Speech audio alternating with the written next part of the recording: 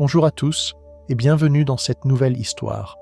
Aujourd'hui, je vais vous raconter le parcours extraordinaire d'un homme qui a passé 27 longues années derrière les barreaux. Un homme qui aurait pu choisir la haine, la vengeance et la colère, mais qui a finalement décidé de pardonner. Cet homme s'appelait Nelson Mandela. Son histoire n'a pas seulement transformé un pays entier, elle a inspiré des millions de personnes à travers le monde et a prouvé qu'un seul individu peut parfois changer le cours de l'histoire. Mais pour comprendre comment cet homme est devenu l'un des plus grands symboles de liberté de notre époque, il faut remonter bien des années en arrière, dans un petit village d'Afrique du Sud, là où tout a commencé. Nous sommes le 18 juillet 1918.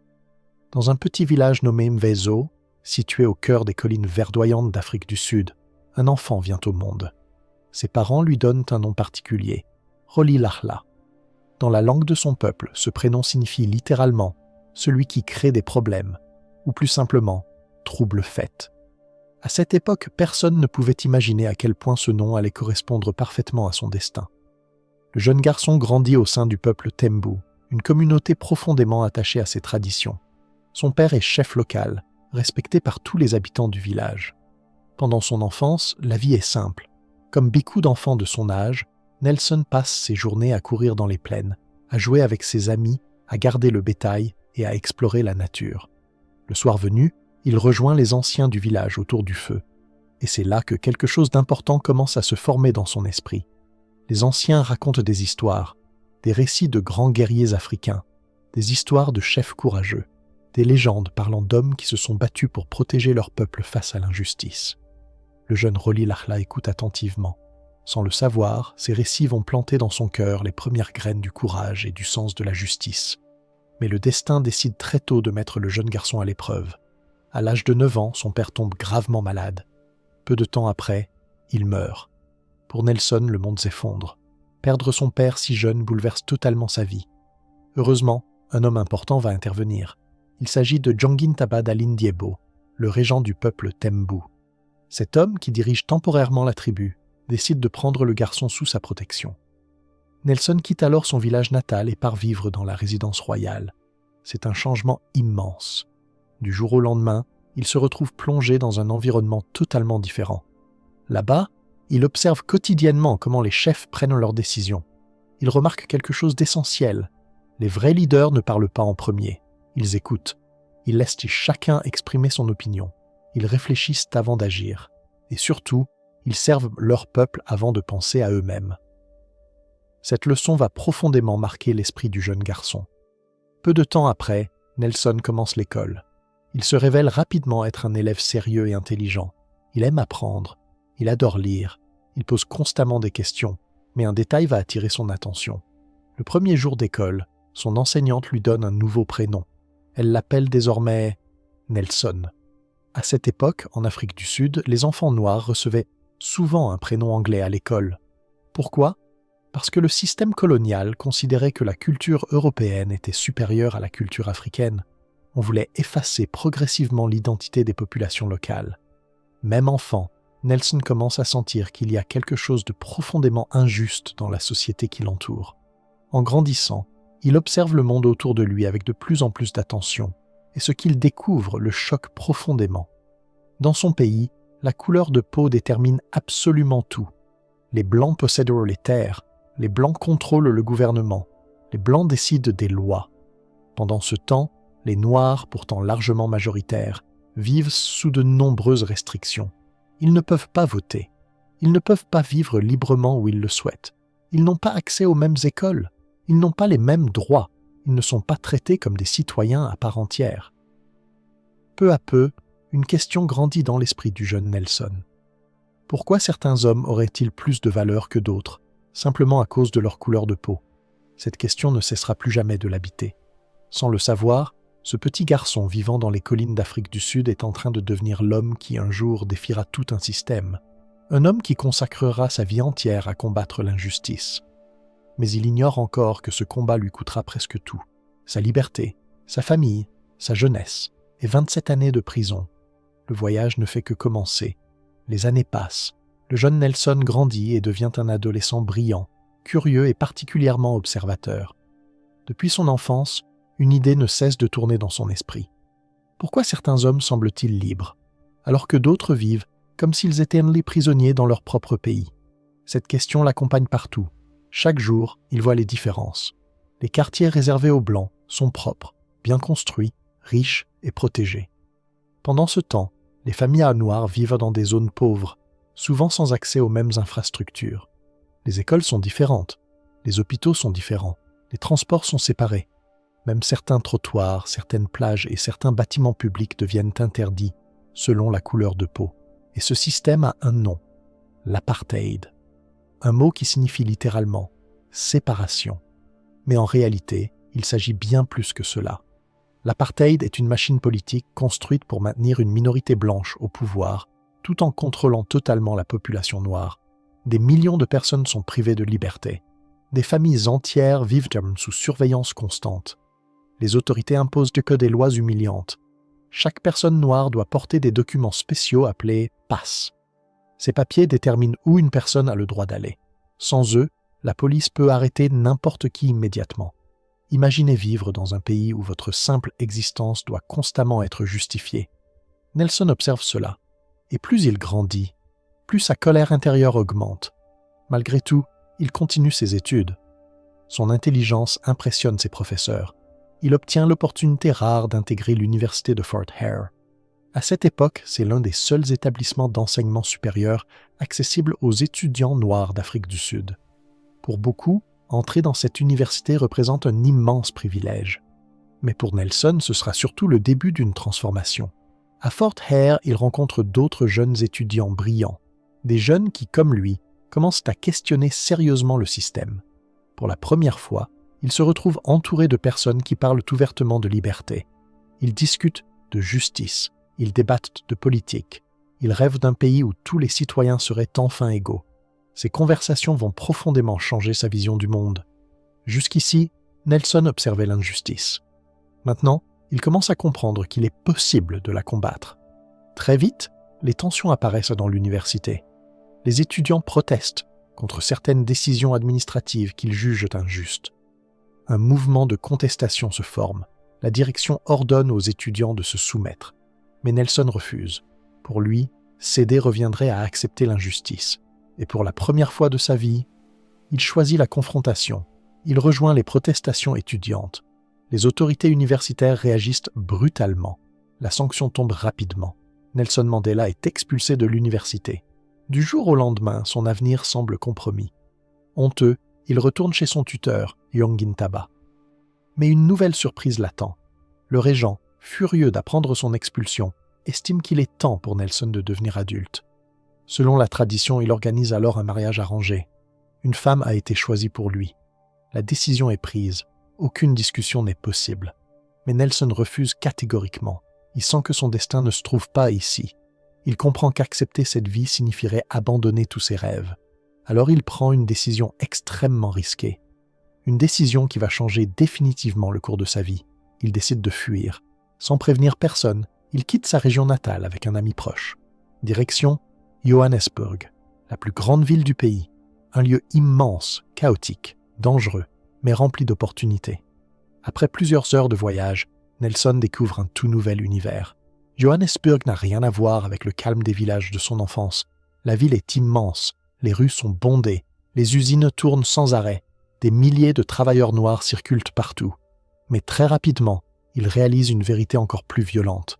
Ici, l'apartheid est encore plus brutal. Les travailleurs noirs effectuent les tâches les plus pénibles. Ils reçoivent des salaires misérables. Ils vivent entassés dans des quartiers pauvres. Ils sont surveillés en permanence. La police intervient brutalement au moindre incident. Chaque jour, Nelson voit des hommes humiliés publiquement, des familles détruites, des arrestations arbitraires, des violences gratuites. Il comprend soudain quelque chose d'essentiel. Le problème dépasse largement son expérience personnelle. Tout un peuple vit sous oppression, et personne au pouvoir ne semble vouloir changer cela. Pour survivre, Nelson enchaîne plusieurs petits emplois, gardien, assistant administratif, employé de bureau. Mais il refuse d'abandonner ses études. Le soir, après le travail, il continue d'étudier seul. Il passe des heures à lire droit, politique, histoire, philosophie. Chaque livre renforce ses convictions. Peu à peu, une idée grandit dans son esprit. Peut-être que comprendre les lois est la meilleure façon de combattre ceux qui les utilisent pour opprimer les autres. C'est ainsi qu'il décide d'étudier le droit. Mais surtout, c'est à Johannesburg que Nelson Mandela rencontre pour la première fois des hommes qui ne se contentent plus de parler de liberté. Des hommes prêts à agir, des hommes prêts à se battre contre le système. Et sans le savoir, Nelson vient de faire le premier pas vers une guerre qui durera plusieurs décennies. Une guerre contre l'un des systèmes les plus injustes jamais créés. Très bientôt, il ne sera plus simplement un jeune étudiant en colère.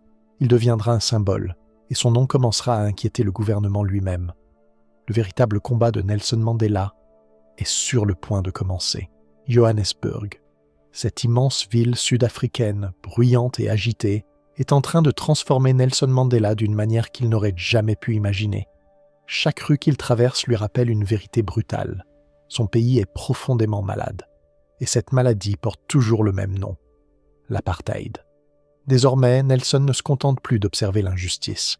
Il commence à chercher des solutions. Durant ses études de droit, il rencontre des intellectuels, des militants et des hommes qui refusent de rester silencieux face au système. Parmi eux se trouvent plusieurs figures qui vont profondément influencer sa pensée. Ils discutent pendant des heures. Ils analysent le fonctionnement du gouvernement. Ils parlent des luttes menées dans d'autres pays. Ils débattent de stratégies capables de faire tomber l'oppression. Pour la première fois, Nelson comprend que son destin ne sera pas ordinaire. Il ne veut plus seulement réussir sa propre vie. Il veut participer à quelque chose de plus grand. Il veut changer l'avenir de son peuple. C'est alors qu'en 1944, à l'âge de 26 ans, il prend une décision capitale. Il rejoint une organisation politique déjà connue dans le pays, le Congrès national africain, l'ANC.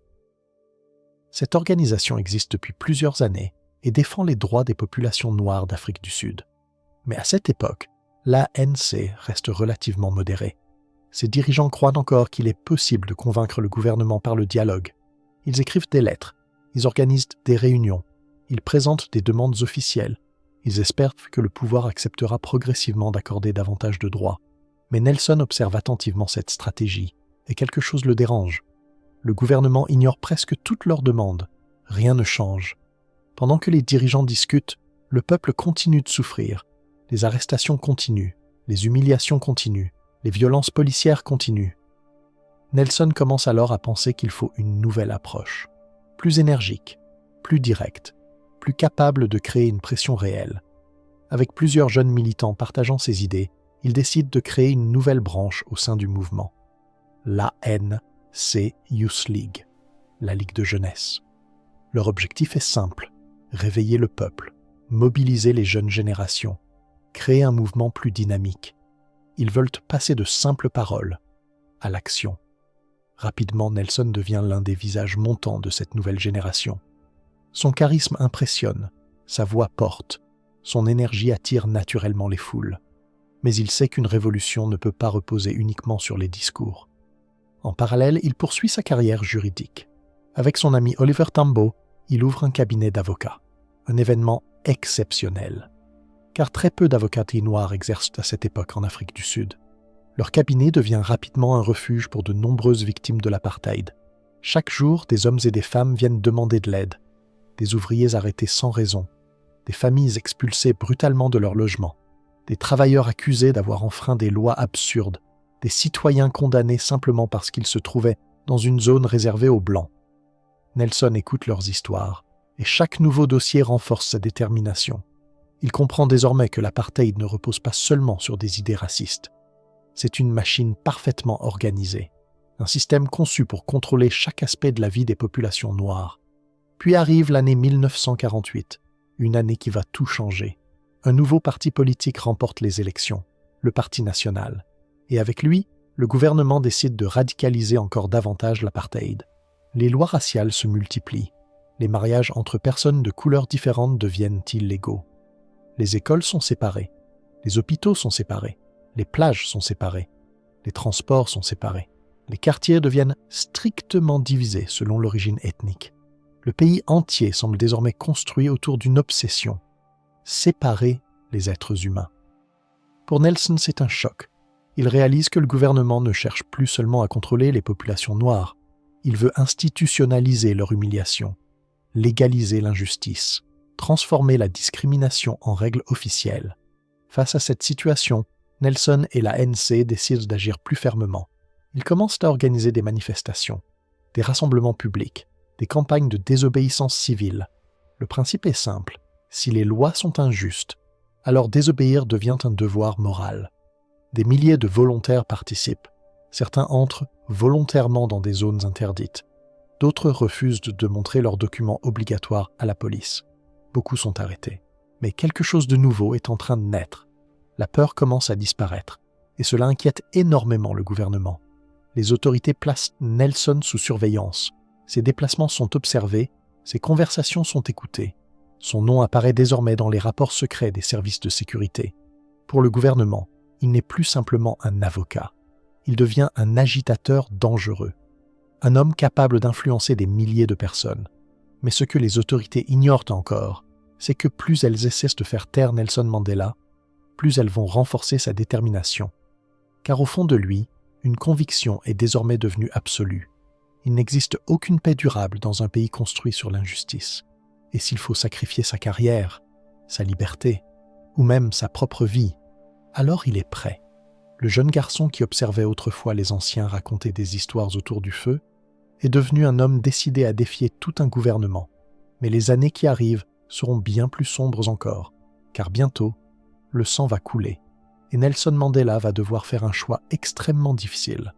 Continuer à croire en la paix ou accepter que parfois, face à certaines injustices, la résistance doit devenir plus radicale. La tempête approche, et l'histoire de l'Afrique du Sud s'apprête à basculer. Au début des années 1950, Nelson Mandela est devenu l'un des hommes les plus surveillés d'Afrique du Sud. Son visage commence à être connu dans tout le pays. Pour des milliers de citoyens noirs, il représente un espoir. Pour le gouvernement, il représente une menace. Mais malgré la pression constante, Nelson continue son combat. Avec l'ANC, il organise de plus en plus de campagnes de désobéissance civile. Le mouvement grandit, les foules deviennent plus nombreuses, les manifestations se multiplient, et surtout, le peuple commence à perdre la peur. Pendant des années, les autorités avaient gouverné grâce à une arme invisible, la terreur. La peur d'être arrêté, la peur de perdre son travail, la peur d'être battu par la police, la peur de disparaître sans explication. Mais grâce à des leaders comme Nelson Mandela, quelque chose change. Des milliers de Sud-Africains comprennent qu'ils ne peuvent plus vivre à genoux. Ils décident non de résister. En 1955, plusieurs organisations anti-apartheid se réunissent pour rédiger un document historique. Un texte qui expose leur vision d'un futur différent. Ce document porte un nom puissant, la Charte de la liberté. Ses premières lignes résonnent comme une déclaration révolutionnaire. L'Afrique du Sud appartient à tous ceux qui y vivent, noirs comme blancs. Pour le gouvernement, ces mots sont inacceptables. Les autorités considèrent ce texte comme une attaque directe contre leur pouvoir. La réaction est immédiate. À l'aube d'un matin de décembre 1956, la police lance une opération massive. Des dizaines de militants sont arrêtés simultanément dans tout le pays. Nelson Mandela fait partie des personnes arrêtées. Au total, 156 activistes sont accusés d'un crime extrêmement grave. Trahison. Le gouvernement affirme qu'il cherche à renverser l'État. Le procès devient l'un des plus longs de l'histoire sud-africaine. Pendant presque 5 années entières, les accusés vivent dans l'incertitude. Chaque jour, ils risquent de lourdes condamnations. Mais malgré cette pression immense, Nelson refuse de céder. Il continue de parler publiquement. Il continue d'organiser le mouvement. Et surtout, il commence à comprendre quelque chose de douloureux. Le gouvernement n'a aucune intention de négocier. Peu importe le nombre de discours. Peu importe le nombre de pétitions. Peu importe le nombre de demandes pacifiques. Le régime ne changera pas volontairement. Puis arrive l'année 1960. Une date qui va transformer définitivement Nelson Mandela. Le 21 mars, dans une ville appelée Sharpeville. Ce matin-là, plusieurs milliers de manifestants se rassemblent. Ils protestent contre les fameuses lois des passes. Ces documents humiliants que les citoyens noirs doivent constamment porter sur eux. La manifestation est pacifique. Les participants ne portent aucune arme. Ils chantent, ils marchent ensemble. Ils veulent simplement montrer leur refus. Mais soudain, la situation dégénère. Face à la foule, plusieurs policiers prennent position. Sans avertissement clair, ils ouvrent le feu. Des dizaines de coups de feu retentissent. La foule panique immédiatement. Les gens tentent de fuir. Mais les tirs continuent. Des hommes tombent au sol, des femmes s'effondrent, des enfants hurlent, en quelques minutes seulement. Le sol est couvert de sang, le bilan est terrible. 69 personnes sont mortes, plus de 180 sont blessées. La majorité des victimes ont reçu les balles dans le dos, elles étaient en train de fuir. Le massacre choque immédiatement le monde entier. Les images circulent partout. Des journaux étrangers condamnent la brutalité du régime sud-africain. Mais pour Nelson Mandela, ce drame provoque surtout un immense bouleversement intérieur. Pendant des années, il avait cru à la résistance pacifique. Comme Gandhi en Inde, il pensait qu'une lutte non violente pouvait faire plier l'injustice. Mais Sharpeville vient de tout changer. Il réalise brutalement une vérité difficile à accepter. Le gouvernement ne respecte aucune morale. Il n'hésite pas à tuer des civils désarmés. Il n'écoute aucune demande. Il répond uniquement par la violence. Pendant plusieurs nuits, Nelson réfléchit profondément. Une question le torture. Peut-on continuer à prêcher la paix face à un régime prêt à massacrer des innocents? La réponse qu'il trouve va changer l'histoire. Pour la première fois de sa vie, il envisage la lutte armée. Ce n'est pas une décision impulsive. Ce n'est pas une décision prise sous la colère. C'est une décision froide, calculée, stratégique. Il comprend qu'un nouveau chapitre doit commencer. En 1961, Nelson Mandela participe à la création d'une organisation secrète. Son nom, Umkhonto we Sizwe, ce qui signifie « la lance de la nation ». Cette organisation devient la branche militaire de l'ANC. Leur mission n'est pas de tuer des civils. Leur objectif est différent. Ils veulent frapper le gouvernement économiquement, saboter les infrastructures, attaquer des bâtiments officiels, détruire certains symboles du pouvoir, envoyer un message clair. Le peuple ne se soumettra plus. Cette décision change complètement l'image de Nelson Mandela. Il n'est plus seulement un militant politique. Il devient désormais un révolutionnaire. Et il sait parfaitement ce que cela signifie. À partir de maintenant, sa liberté est en danger permanent. Chaque jour peut être son dernier jour d'homme libre. Chaque conversation peut être surveillée. Chaque ami peut devenir un informateur. Mais malgré le risque, Nelson ne regrette rien. Car dans son esprit, une conviction domine désormais tout. Lorsqu'un système construit l'oppression, résister devient une obligation, même si le prix à payer est immense. Et très bientôt, le gouvernement va lancer une immense chasse à l'homme, une traque nationale, car l'homme appelé Nelson Mandela est officiellement devenu l'ennemi numéro 1 du régime. La prison n'est plus très loin. À partir de l'année 1961, la vie de Nelson Mandela bascule complètement dans l'ombre. Désormais, il n'est plus simplement un opposant politique.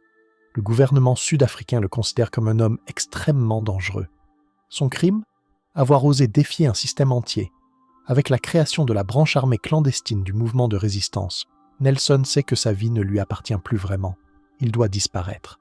Pour continuer son combat, il entre dans la clandestinité. Du jour au lendemain, il abandonne presque toute vie normale. Sa famille le voit rarement. Ses amis ignorent souvent où il se trouve. Même ses déplacements deviennent secrets. Chaque trajet doit être préparé avec prudence. Chaque conversation peut être écoutée. Chaque rencontre peut cacher un traître. Pour échapper aux autorités, Nelson adopte plusieurs identités. Il change régulièrement d'apparence, parfois chauffeur, parfois ouvrier, parfois homme d'affaires. Il porte différentes tenues, utilise de faux noms et évite toujours les lieux publics trop fréquentés. Sa capacité à disparaître devient presque légendaire. Très vite, les journalistes commencent à lui donner un surnom étonnant, le Mouron Noir, comme le célèbre personnage fictif capable d'échapper constamment à ses ennemis. Partout dans le pays, la police le recherche. Sa photo circule dans les postes de sécurité. Ses conversations sont surveillées. Ses proches sont interrogés. Mais malgré cette pression immense, Nelson continue ses activités secrètes. Pendant plusieurs mois, il coordonne discrètement plusieurs opérations de sabotage. Des pylônes électriques sont détruits. Certains bâtiments administratifs sont visés. Des installations gouvernementales subissent des attaques nocturnes. L'objectif reste toujours le même. Ne jamais cibler directement des civils.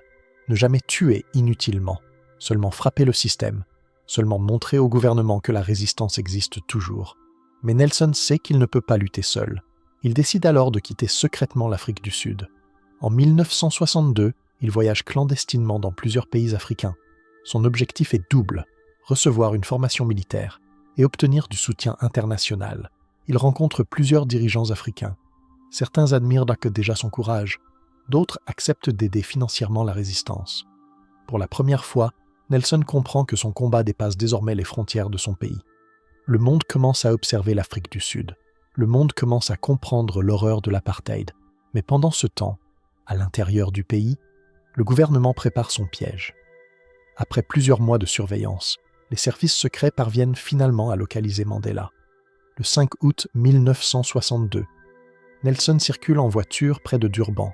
Soudain, plusieurs véhicules de police surgissent. La route est bloquée. Les agents encerclent immédiatement le véhicule. Cette fois, la fuite est impossible. Après plus d'1 an passé dans la clandestinité, Nelson Mandela est arrêté. Certains pensent immédiatement qu'un informateur l'a trahi. Mais l'identité exacte du responsable reste floue. Le gouvernement agit rapidement. Mandela est accusé d'avoir quitté illégalement le pays. On l'accuse également d'incitation à la grève. Le verdict tombe. 5 années de prison. Pour beaucoup, cette condamnation marque la fin de son combat. Mais en réalité, le pire reste encore à venir. Pendant que Nelson commence sa peine de prison, la police réalise une découverte capitale. En juillet 1963, les autorités effectuent une descente dans une ferme secrète située près de Johannesburg. Cette propriété sert de quartier général clandestin aux dirigeants du mouvement. Les policiers saisissent de nombreux documents, des plans d'opération, des correspondances secrètes, des projets détaillés d'action contre le gouvernement. Les preuves sont accablantes. Immédiatement, plusieurs dirigeants sont arrêtés. Nelson Mandela, déjà emprisonné, est ramené devant la justice. Cette fois, les accusations sont bien plus graves. Sabotage, conspiration, tentative de renversement du gouvernement. Et surtout, le régime veut frapper fort. La peine encourue est terrifiante. La mort. Le procès commence en octobre 1963. Très vite, il devient l'un des événements judiciaires les plus suivis au monde. Les journaux étrangers en parlent quotidiennement. Des gouvernements commencent à s'inquiéter. Des milliers de militants manifestent dans plusieurs pays. Tous craignent le pire. Tout indique que Mandela sera exécuté. Mais Nelson Mandela prépare autre chose. Il comprend que ce procès peut devenir son arme la plus puissante. Si le gouvernement veut faire de lui un criminel, alors il transformera le tribunal en tribune politique. Le 20 avril 1964, le monde entier retient son souffle. Nelson Mandela se lève dans la salle d'audience. Pendant plusieurs heures, il prononce un discours qui va entrer dans l'histoire. Sa voix reste calme. Son regard ne tremble pas. Il explique pourquoi lui et ses compagnons ont choisi de résister. Il décrit les humiliations quotidiennes imposées à la population noire. Il parle des violences policières, des familles détruites, de l'absence totale de justice. Puis il prononce des mots qui figeront toute la salle, des mots qui deviendront immortels. Il explique qu'il s'est battu contre la domination blanche, mais aussi contre toute forme de domination, quelle qu'elle soit. Il affirme rêver d'un pays où chaque individu vivrait librement, en paix, avec les mêmes droits. Puis vient la phrase finale. Une phrase que le monde entier n'oubliera jamais. Il déclare que cet idéal est celui pour lequel il espère vivre, mais que si nécessaire, c'est également un idéal pour lequel il est prêt à mourir. Dans la salle, le silence devient total. Même les juges semblent figés. À cet instant précis, Nelson Mandela cesse d'être simplement un homme politique sud-africain. Il devient un symbole mondial. Pendant plusieurs semaines, l'incertitude est immense. Le gouvernement hésite. Exécuter Mandela pourrait provoquer une explosion internationale, mais l'épargner montrerait une forme de faiblesse. Finalement, le verdict arrive. Juin 1964. La sentence tombe. Prison à vie. Pas de libération prévue. Pas d'espoir proche. Le gouvernement pense avoir gagné. Il croit avoir neutralisé définitivement l'homme le plus dangereux du pays. Mais il ignore une chose essentielle. En enfermant Nelson Mandela, il vient de créer une légende. Et cette légende va survivre au barreau. Car bientôt commence l'épreuve la plus terrible de toute sa vie. Une île isolée. Une prison brutale. Des années de souffrance. Et 27 longues années où le monde entier apprendra la véritable force d'un homme. Le voyage vers l'enfer vient de commencer. Juin 1964. Le verdict vient de tomber. Nelson Mandela ne sera pas exécuté. Mais pour beaucoup, la sentence prononcée paraît presque aussi cruelle. Prison à vie. Aucune date de sortie. Aucune perspective d'avenir. Le gouvernement sud-africain pense avoir définitivement enterré la rébellion. En enfermant Mandela, les autorités croient avoir supprimé l'un des derniers symboles capables d'inspirer la résistance. Mais personne ne se doute encore que cette prison va transformer Nelson Mandela en quelque chose de bien plus puissant qu'un simple militant. Quelques jours après le procès, plusieurs gardes viennent le chercher, sans explication, sans cérémonie. Menotté, entouré de policiers armés, Mandela est transporté vers sa nouvelle destination. Une île isolée au large du Cap, un endroit dont la simple réputation suffit à terrifier les prisonniers. Robben Island. Pendant des décennies, cette île a servi à enfermer les individus considérés comme dangereux par le régime, ceux que le gouvernement veut faire disparaître, ceux qu'il veut briser mentalement. Lorsque Nelson arrive enfin sur place, le spectacle est glaçant. L'île paraît vide, silencieuse, entourée uniquement par les eaux froides de l'océan Atlantique. Au loin, on aperçoit la ville du Cap, si proche et pourtant inaccessible. À cet instant, Mandela comprend une vérité terrible. Il ne reverra probablement jamais le monde extérieur avant sa mort. Les gardes le conduisent à sa cellule. La porte s'ouvre. L'espace est minuscule, à peine assez grand pour s'allonger. Pas de lit, seulement une fine natte posée sur le sol froid en béton. Un seau remplace les toilettes, une couverture usée. Aucune intimité, aucun confort. C'est ici qu'il va vivre, pour une durée inconnue. Les premiers jours sont brutaux, très brutaux. Les gardiens traitent les prisonniers noirs avec un mépris absolu. Les humiliations sont constantes, les insultes deviennent quotidiennes. Le système d'apartheid existe même ici, même en prison. Les détenus sont classés selon leur couleur de peau. Les prisonniers noirs reçoivent moins de nourriture que les détenus métis ou indiens. Les portions sont ridiculement petites, souvent insuffisantes pour survivre correctement. Le message du gouvernement est clair, même enfermés. Les Noirs restent considérés comme inférieurs. Mais le pire attend encore Mandela. Chaque matin, avant même le lever du soleil, les gardes ouvrent brutalement les cellules. Les prisonniers doivent immédiatement sortir. Direction, le travail forcé. Tous les jours, Nelson et les autres détenus sont conduits dans une immense carrière de calcaire située sur l'île. Le travail consiste à casser de grandes pierres pendant des heures, sous un soleil écrasant, sans protection, sans véritable pause. Le sol blanc reflète intensément la lumière. La chaleur devient insupportable. La poussière envahit les yeux, jour après jour, semaine après semaine, année après année. Beaucoup de prisonniers développent des problèmes de santé graves. Les yeux de Mandela subissent tous des dommages permanents. Des années plus tard, il souffrira encore de cette exposition constante à la lumière violente du calcaire.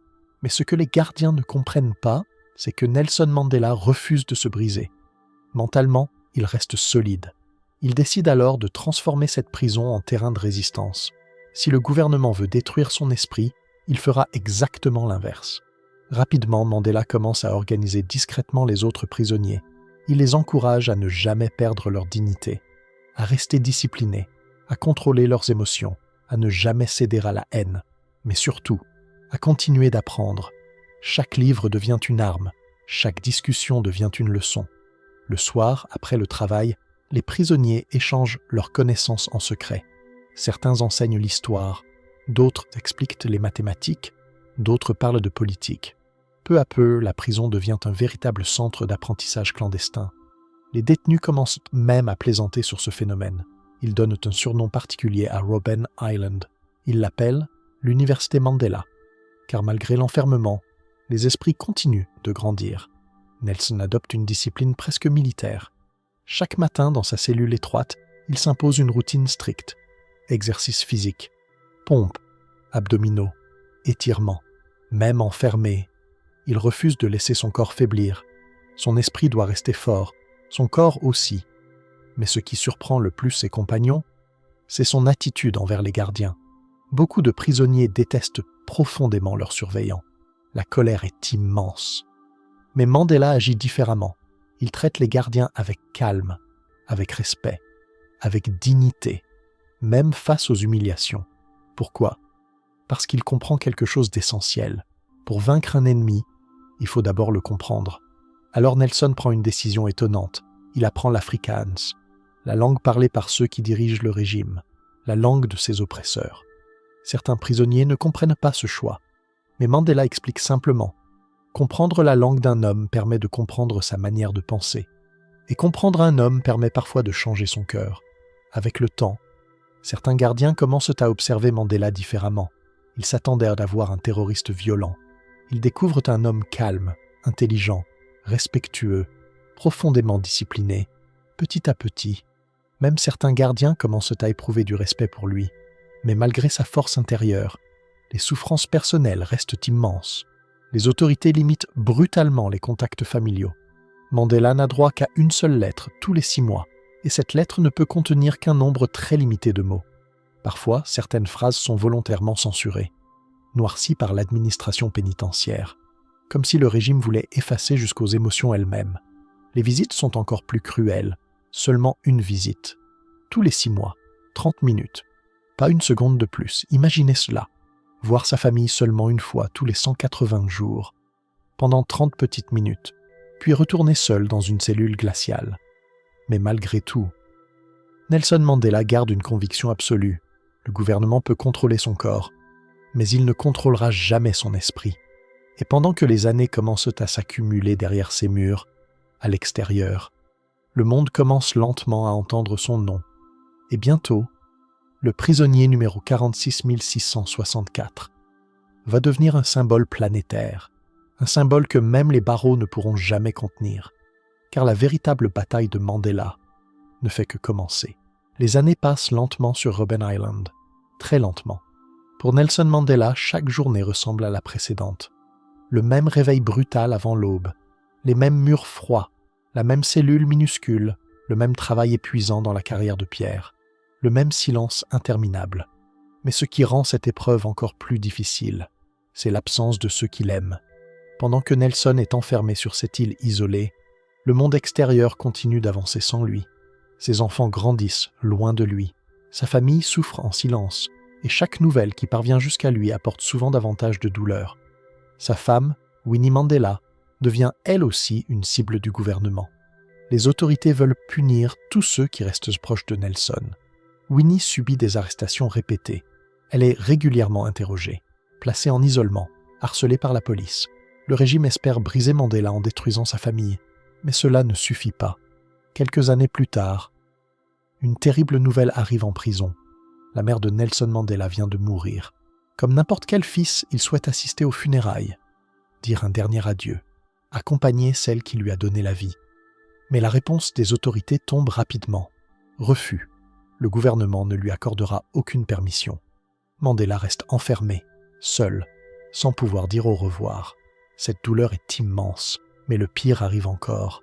Peu de temps après, son fils aîné meurt brutalement dans un accident de voiture. À nouveau, Mandela demande une autorisation exceptionnelle. À nouveau, le gouvernement refuse. Encore une fois, il reste seul derrière les barreaux pendant que sa famille pleure sans lui. Ces blessures invisibles deviennent probablement les plus cruelles de toutes, car certaines prisons enferment le corps, mais d'autres torturent le cœur. Pourtant, même face à ces souffrances insupportables, Nelson Mandela refuse toujours de céder. Il continue sa routine quotidienne. Chaque matin, il s'entraîne physiquement. Chaque soir, il lit, il étudie, il réfléchit, il analyse le futur. Et surtout, il commence à penser à ce qui viendra après sa libération. Car malgré les années, il reste convaincu d'une chose. Un jour, il sortira. Un jour, le système tombera. Et ce jour-là, il devra être prêt. Mais pendant que Nelson résiste en silence, quelque chose d'inattendu commence à se produire à l'extérieur. Le monde entier découvre progressivement son histoire. Des journalistes étrangers commencent à enquêter. Des associations dénoncent les conditions inhumaines des prisons sud-africaines. Des étudiants manifestent dans plusieurs universités à travers le monde. Le nom de Nelson Mandela commence à franchir les frontières. Europe, Amérique, Asie, Afrique, partout, des voix s'élèvent. Partout, des citoyens commencent à comprendre l'ampleur du système d'apartheid. Et une immense campagne internationale voit le jour. Un slogan simple, un slogan puissant. Libérer Nelson Mandela. Ces 3 mots se répandent rapidement dans le monde entier. Des milliers de manifestations sont organisées. Des gouvernements étrangers commencent à faire pression sur l'Afrique du Sud. Certaines entreprises internationales quittent le pays. Plusieurs États imposent des sanctions économiques. L'économie sud-africaine commence lentement à souffrir. Mais ce n'est pas tout. Les artistes, eux aussi, entrent dans le combat. Des chanteurs composent des chansons dédiées à Mandela. Des concerts sont organisés. Des célébrités prennent publiquement position. Le monde entier semble désormais observer le prisonnier enfermé sur Robben Island. Et chose incroyable, Nelson lui-même ignore souvent l'ampleur de ce soutien. Car en prison, l'information circule difficilement, les journaux sont censurés, les nouvelles sont filtrées. Mais parfois, quelques gardiens laissent échapper certaines informations, et Mandela comprend progressivement quelque chose d'extraordinaire. Son nom est devenu un symbole mondial. Le gouvernement sud-africain commence alors à s'inquiéter, très inquiet, car plus Mandela reste en prison, plus sa popularité augmente. À l'intérieur même du pays, les tensions explosent. De plus en plus de jeunes rejoignent la résistance. Des émeutes éclatent dans plusieurs villes. La colère grandit, et le régime comprend une vérité dangereuse. En voulant faire disparaître Mandela, ils l'ont transformé en héros. Face à cette situation, le gouvernement tente une nouvelle stratégie. Il décide de se négocier discrètement. Un jour, des responsables pénitentiaires transmettent une proposition à Nelson. Le pouvoir accepte de le libérer. Mais sous une condition, une seule. Il doit renoncer publiquement à la lutte armée. Il doit condamner les actions de résistance. En échange, il retrouvera immédiatement sa liberté. Pour beaucoup d'hommes après tant d'années de souffrance, la tentation serait immense. 20 ans de prison, une famille détruite, une jeunesse volée. La liberté enfin offerte. Mais Mandela ne réfléchit presque pas. Sa réponse est immédiate. Non, il refuse catégoriquement. Pourquoi ? Parce qu'il considère cette offre comme un piège. Accepter signifierait abandonner le combat. Accepter signifierait trahir des millions de Sud-Africains qui continuent de souffrir. Alors Mandela répond avec une phrase qui impressionne le monde entier. Il déclare qu'un homme emprisonné ne peut pas négocier librement. Et surtout, il affirme qu'il n'acceptera sa liberté que lorsque tout son peuple sera libre. Cette réponse provoque un immense choc. Le gouvernement comprend alors une chose terrifiante. Cet homme ne peut pas être acheté, il ne peut pas être brisé. Il ne pense pas à lui-même, il pense à toute une nation. Pendant ce temps, les années continuent de s'accumuler. 10 ans, 15 ans, 20 ans. Nelson Mandela vieillit lentement derrière les barreaux. Ses cheveux blanchissent, son corps fatigue davantage, mais son esprit reste plus puissant que jamais. Et à l'extérieur, l'Afrique du Sud commence à trembler, car le système d'apartheid commence enfin à se fissurer. Le gouvernement sent que quelque chose approche, un changement inévitable, une tempête politique impossible à arrêter. Et après plus de 2 décennies d'enfermement, l'homme que le régime voulait effacer va bientôt retrouver la lumière. Le moment approche, le monde entier retient son souffle, car très bientôt, Nelson Mandela va franchir les portes de sa prison, et l'histoire va changer pour toujours. Nous sommes à la fin des années 1980. Cela fait maintenant plus de 25 longues années que Nelson Mandela vit enfermé. Plus de 25 années coupé du monde. Plus de 25 années à regarder sa jeunesse disparaître derrière des murs de béton. Mais pendant que Mandela vieillit en prison, l'Afrique du Sud change rapidement. Et surtout, le gouvernement commence à perdre le contrôle. L'apartheid, ce système qui semblait autrefois indestructible, commence à s'effondrer lentement. Les sanctions économiques imposées par de nombreux pays commencent à produire leurs effets. L'économie sud-africaine souffre énormément. Les investisseurs étrangers quittent progressivement le pays. Les entreprises ferment. Le chômage explose. La colère populaire augmente. Dans les grandes villes, les manifestations deviennent de plus en plus fréquentes. Des affrontements éclatent presque quotidiennement. Partout, la pression grandit. À l'étranger, les gouvernements occidentaux exigent désormais ouvertement des changements immédiats. Des dirigeants internationaux dénoncent publiquement l'apartheid. Le régime sud-africain comprend alors une vérité qu'il refusait d'accepter depuis des décennies. Le système ne peut plus continuer. Et surtout, une évidence devient impossible à ignorer. S'ils veulent éviter une guerre civile catastrophique, ils devront parler avec un seul homme, Nelson Mandela. En 1982 déjà, après 18 années passées à Robben Island, Mandela avait été transféré dans une autre prison, Pollsmoor Prison, officiellement pour des raisons administratives. Mais en réalité, le gouvernement commence à préparer discrètement l'étape suivante. Ils savent que Mandela est devenu trop important, trop célèbre, trop symbolique. Le garder à Robben Island devient politiquement dangereux. Puis en 1988, un nouveau transfert a lieu. Cette fois, Mandela arrive à Victor Verster Prison. Les conditions changent radicalement. Pour la première fois depuis des décennies, Il ne vit plus dans une cellule étroite. On lui attribue une petite maison située à l'intérieur du complexe pénitentiaire. Il bénéficie d'un peu plus de confort. Les autorités permettent davantage de visites. Le changement paraît étrange, mais Mandela comprend rapidement ce qui se passe. Le gouvernement prépare quelque chose. Pendant ce temps, au sommet du pouvoir, un nouvel homme vient de prendre la présidence, Frederik Willem de Klerk. Contrairement à ses prédécesseurs, il comprend que le pays est arrivé à un point critique. Continuer l'apartheid risque désormais de provoquer l'effondrement complet de l'Afrique du Sud. Il prend alors une décision historique. Des discussions secrètes commencent avec Nelson Mandela. Pendant plusieurs mois, les deux hommes se rencontrent discrètement. Ils parlent du futur. Ils discutent des conditions d'une transition politique. Ils cherchent surtout à éviter le pire, car la situation est extrêmement fragile. Si les tensions explosent, le pays peut sombrer dans une guerre civile sanglante. Mandela comprend l'importance du moment, mais malgré toutes ces discussions, une question reste en suspens. Quand sera-t-il enfin libéré? Puis arrive le jour que personne n'oubliera jamais. 11 février 1990. Ce matin-là, des milliers de journalistes venus du monde entier se rassemblent devant les grilles de Victor Verster Prison. Les caméras sont installées partout. Des foules immenses attendent dans les rues. Des millions de personnes suivent l'événement en direct à la télévision. Le monde entier retient littéralement son souffle. Après 27 longues années de captivité, Nelson Mandela va enfin sortir, à l'intérieur de la prison. Mandela se prépare. Il a 71 ans. Ses cheveux sont désormais entièrement gris. Son visage porte les marques du temps, mais dans son regard brille toujours la même détermination. Après presque 3 décennies d'emprisonnement, l'instant est enfin arrivé.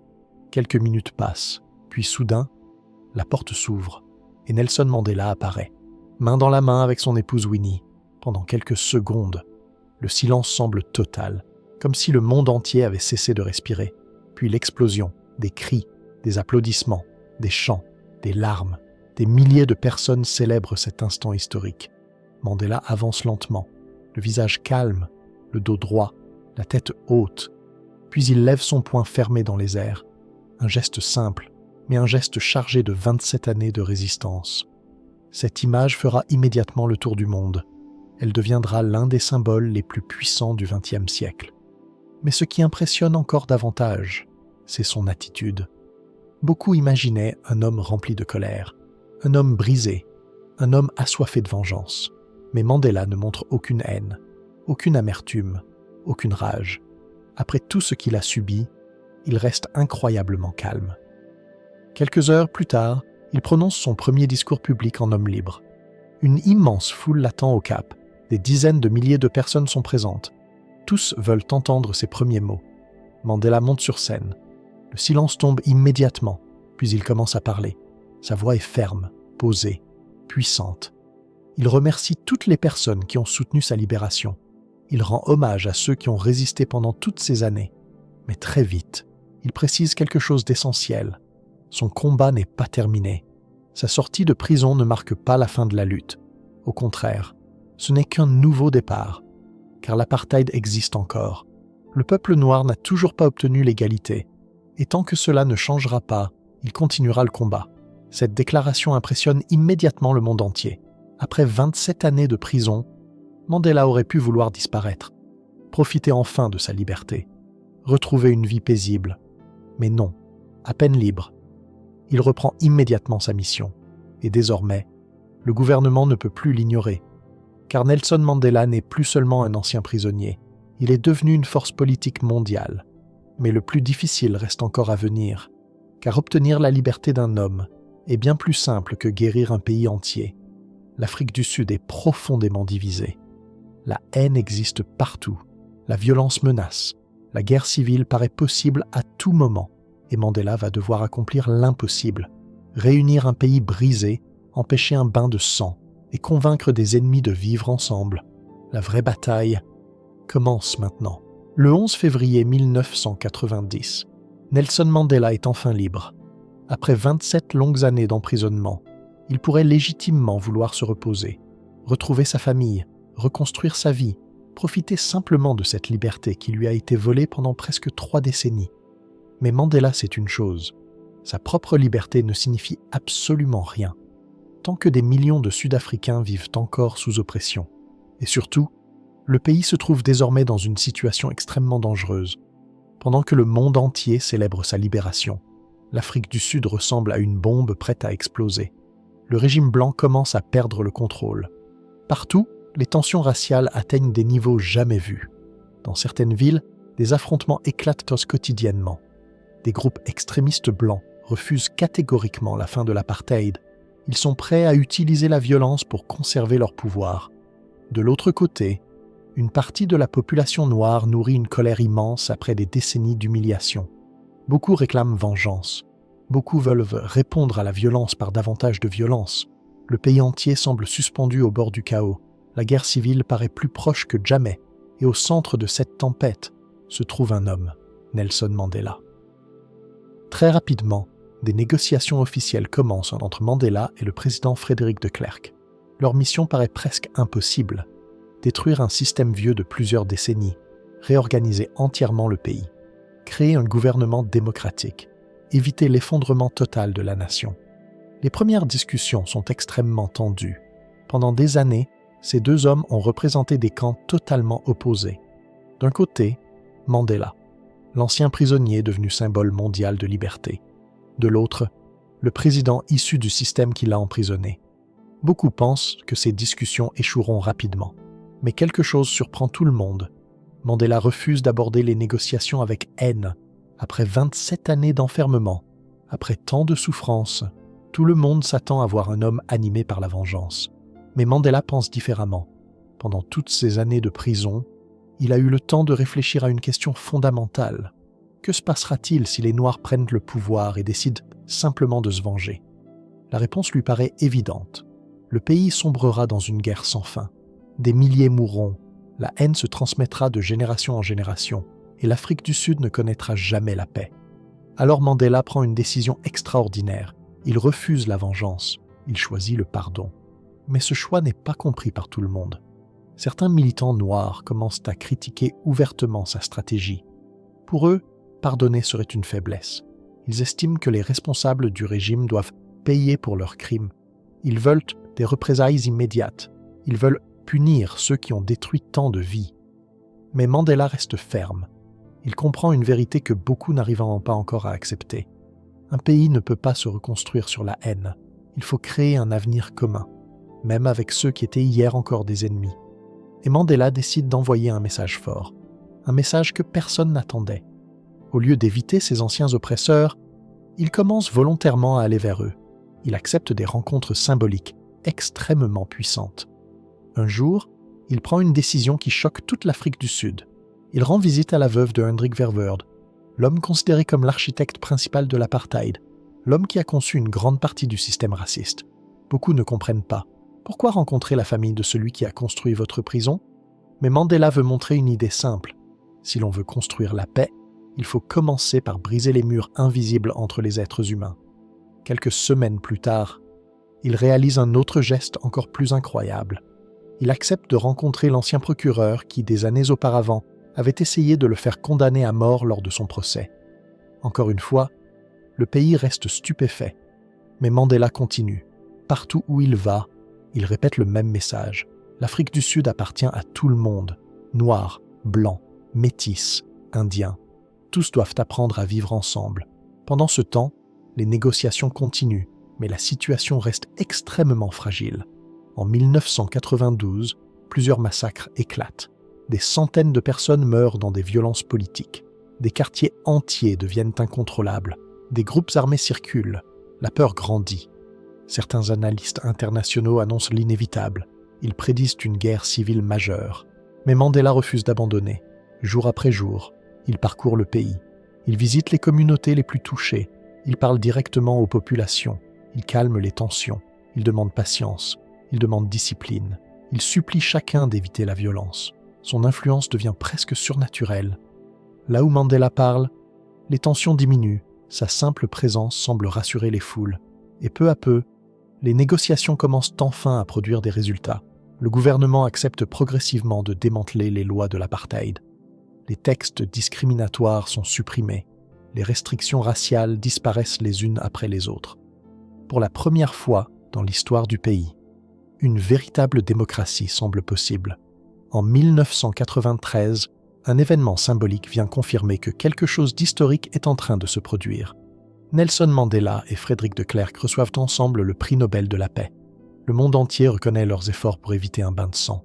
Mais Mandela sait que le plus important reste encore devant lui. Une question immense attend désormais toute la nation. Comment permettre à des millions de citoyens longtemps privés de droits de participer enfin librement à la vie politique? Comment organiser les premières élections réellement démocratiques? Comment faire voter ensemble des populations séparées depuis plusieurs générations? Et surtout, que se passera-t-il lorsque, pour la première fois, le peuple noir deviendra majoritaire dans les urnes? L'histoire est sur le point de connaître un tournant irréversible. Une date approche. Une date qui va transformer définitivement l'Afrique du Sud. Une date qui marquera la naissance d'un nouveau pays. Et Nelson Mandela s'apprête à accomplir ce que beaucoup croyaient impossible.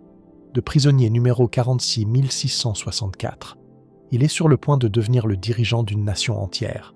L'année 1994 approche. Après plusieurs décennies d'injustice, d'oppression et de division raciale, l'Afrique du Sud s'apprête à vivre un moment qu'aucune génération précédente n'avait jamais connu. Pour la première fois de son histoire, tous les citoyens vont pouvoir voter, sans distinction de couleur, sans privilèges raciaux, sans discrimination légale. Le système d'apartheid touche enfin à sa fin, mais dans tout le pays, l'atmosphère reste extrêmement tendue. Personne ne sait exactement ce qui va se passer. Pendant des décennies, la majorité noire a été privée de ses droits les plus fondamentaux. Maintenant, des millions de personnes vont participer pour la première fois à une élection nationale. Pour beaucoup, c'est un moment presque irréel. Le jour historique arrive enfin. 27 avril 1994. Dès l'aube, des files immenses commencent à se former devant les bureaux de vote. Dans certaines régions, des gens marchent pendant plusieurs heures pour atteindre leur centre électoral. Des personnes âgées, parfois courbées par le poids des années, attendent patiemment sous le soleil. Certaines d'entre elles ont vécu toute leur existence sous l'oppression, toute leur vie. On leur a répété qu'elles n'avaient aucune valeur politique. Et aujourd'hui, pour la première fois, elles vont choisir l'avenir de leur pays. Partout, l'émotion est immense. Des familles entières pleurent de joie. Certains citoyens embrassent simplement leur bulletin de vote avant de le déposer. Car ce morceau de papier représente bien plus qu'une simple élection. Il représente la dignité retrouvée. Le monde entier observe. Les télévisions internationales retransmettent les images. L'histoire est en train de s'écrire en direct. Puis les résultats tombent. Le Congrès national africain remporte largement l'élection. Et quelques jours plus tard, le 10 mai 1994, un événement absolument historique se produit. Nelson Mandela prête officiellement serment, à 75 ans. Après 27 années passées en prison, l'homme que le régime voulait effacer devient officiellement président de l'Afrique du Sud, le premier président noir de l'histoire du pays. Des milliers de personnes assistent à la cérémonie.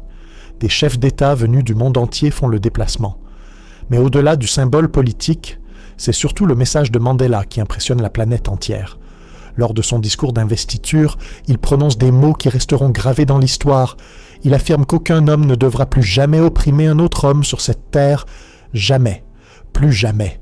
Pour beaucoup. Ce moment marque la victoire définitive de la justice. Mais Mandela sait que le travail réel commence maintenant. Car diriger un pays brisé par des décennies de haine n'a rien de simple. L'Afrique du Sud reste profondément divisée. Les inégalités économiques sont énormes. Des millions de citoyens vivent encore dans la pauvreté. La méfiance entre communautés demeure partout, et une question essentielle se pose immédiatement. Comment reconstruire une nation où tant de blessures existent encore? Mandela choisit alors une approche que personne n'attend réellement. Au lieu de punir massivement les anciens responsables du régime, il choisit une voie radicalement différente, la réconciliation. Il crée une institution totalement inédite, la Commission Vérité et Réconciliation. Le principe est révolutionnaire. Les victimes de l'apartheid peuvent raconter publiquement ce qu'elles ont subi. Les responsables peuvent venir avouer leurs crimes, en échange de la vérité complète. Certains peuvent recevoir l'amnistie. L'objectif n'est pas de se venger. L'objectif est de guérir, de comprendre, de permettre à la société entière d'avancer. Le processus est extrêmement douloureux. Pendant des mois, le pays découvre des témoignages terrifiants. des actes de torture, des assassinats, des disparitions, des familles détruites, des décennies de souffrances longtemps cachées éclatent au grand jour. Certains critiquent Mandela, certains estiment qu'il aurait dû punir davantage les responsables. Mais Mandela reste convaincu d'une chose: la vengeance ne construit jamais un futur durable. Elle ne fait que prolonger la souffrance. Après 5 années à la présidence, Nelson Mandela prend une nouvelle décision inattendue. Il refuse de s'accrocher au pouvoir. Malgré son immense popularité, il annonce qu'il ne fera qu'un seul mandat. Son objectif est simple: montrer que la démocratie doit être plus forte que les individus. Il veut créer des institutions solides, pas un culte autour de sa personne. En 1999, il quitte officiellement la présidence. Mais même après son départ, son combat continue. Il utilise désormais sa notoriété mondiale pour défendre de nouvelles causes: l'éducation des enfants, la lutte contre la pauvreté, l'accès aux soins médicaux, la prévention contre le VIH et le sida qui ravagent alors l'Afrique. Partout où il se rend, les foules continuent de l'écouter avec admiration. Il devient bien plus qu'un ancien président. Il devient une conscience mondiale, un symbole universel. Pendant des années, son nom reste associé à 3 idées simples: justice, pardon, dignité humaine. Puis arrive finalement le dernier chapitre de sa propre vie. Le 5 décembre 2013, Nelson Mandela s'éteint à l'âge de 95 ans. En quelques heures, la planète entière réagit. Des présidents rendent hommage, des rois publient des messages officiels, des millions de citoyens anonymes déposent des fleurs. Le monde entier pleure, car ce jour-là, ce n'est pas simplement un ancien chef d'État qui disparaît. C'est l'un des plus grands symboles moraux du XXe siècle. Mais malgré sa disparition, son héritage reste vivant. Nelson Mandela a prouvé une vérité que beaucoup pensaient impossible. Un homme peut subir l'injustice sans devenir injuste lui-même. Un homme peut souffrir sans céder à la haine. Un homme peut perdre sa liberté, sans perdre son humanité. Toute sa vie nous enseigne une leçon essentielle. Le courage ne consiste pas seulement à combattre. Le véritable courage consiste parfois à pardonner, à tendre la main même à ceux qui nous ont blessés, à construire au lieu de détruire. Mandela répétait souvent une phrase devenue célèbre: « Tout semble impossible, jusqu'à ce que quelqu'un le fasse ». Et toute sa vie a prouvé que cette phrase était vraie. Un enfant né dans un petit village africain, un jeune homme témoin de l'injustice, un prisonnier enfermé pendant 27 années, est devenu l'homme qui a réconcilié une nation entière. Et aujourd'hui encore, son histoire nous rappelle une vérité simple: peu importe la puissance de l'oppression, peu importe la durée de l'obscurité, aucune injustice n'est éternelle. Et parfois, le destin du monde entier peut changer grâce au courage silencieux d'un seul homme. Nelson Mandela n'a pas seulement changé l'Afrique du Sud, il a montré à l'humanité entière ce qu'un véritable leader doit être. Et tant que des hommes continueront de lutter pour la justice, son nom ne disparaîtra jamais. Car certaines personnes quittent ce monde, mais leurs idées vivent pour toujours. Et Nelson Mandela fait partie de ces rares êtres humains qui deviennent éternels